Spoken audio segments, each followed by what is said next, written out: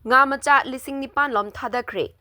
Lamdam asida ngagi pothok marang kaihanduna ngami singi sel thumgi phibam phagat hnnnaba pandamda the Ching Tam Multipurpose Co Operative Farming Society Heirok Part II na Manipur Fishery Department ki Director Heisnam Balkrishna ki mityeng makhada Heirok Zilla Parishad ki member Rajmani, Heirok Part II ki pradhan, Heirok Part I ki pradhan, Heirok Part III ki pradhan, N.Bimol social worker, Boyai social worker amasung Leikai asigi club ki members single loinana ahanba phase ki oina maitai tampakta leiba society asigi pukrida ngaton yauna nga macha lising nipan lom thadakhre hairi.